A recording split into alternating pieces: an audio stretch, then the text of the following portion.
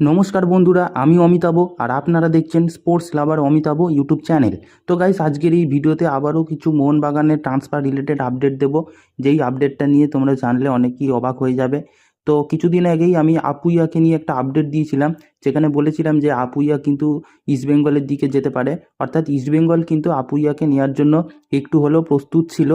কিন্তু তারপরেই সঙ্গে সঙ্গে ট্রান্সফার মার্কেটে আবারও একটা বড়সড় পরিবর্তন দেখা গেল, যেখানে দেখা যাচ্ছে ইস্টবেঙ্গল এগিয়ে থাকার পরেও কিন্তু আজ থেকে মোহনবাগান কিন্তু প্রায় 70% কিন্তু এগিয়ে আছে আপুইয়াকে নেওয়ার।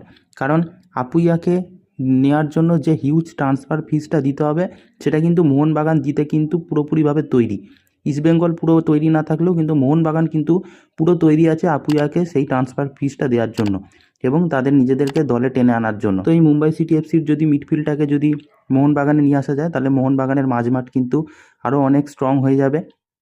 তো এখন অনেকেই বলছে যে বিভিন্ন রকম সোর্স থেকে যে আপুইয়ার সাথে মোহনবাগানের ডিল ডান হয়ে গেছে। তো দেখো, ডিল এখনও ডান না হলেও কিন্তু মোহনবাগান কিন্তু রেডি আছে তার সাথে ডিল ডান করে নেওয়ার জন্য।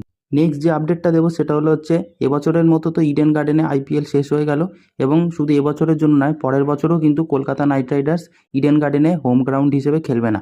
কারণ পরের বছর জানা গেছে যে পরের বছর ইডেন গার্ডেনে ডেভেলপমেন্টের জন্য আরেকটু বাড়ানো হবে, কারণ 2026-এ টি-20 বিশ্বকাপ হবে ইন্ডিয়াতে। তো সেই কারণেই ইডেন গার্ডেন পরের বছর ডেভেলপমেন্টের জন্য কাজ চলবে। তো সেই কারণে কেকেআরের আইপিএল ম্যাচ ইডেন গার্ডেনে হবে না।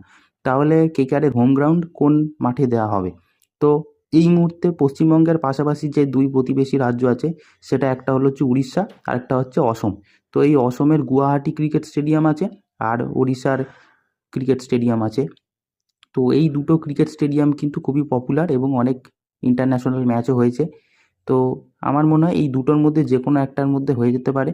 তারপর দেখা যাক যে ওই দুটো স্টেডিয়ামের মধ্যে কোন স্টেডিয়ামে আসলে আইপিএল খেলা হয়। তবে উড়িষ্যা স্টেডিয়াম কিন্তু গুয়াহাটি ক্রিকেট স্টেডিয়ামের থেকেও বেশি ক্যাপাসিটি আছে।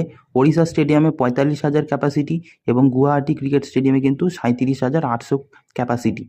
তো এবার যদি বলতে হয়, উড়িষ্যা স্টেডিয়ামে কিন্তু অনেক পপুলার ইন্টারন্যাশনাল ক্রিকেট টুর্নামেন্ট হয়েছে।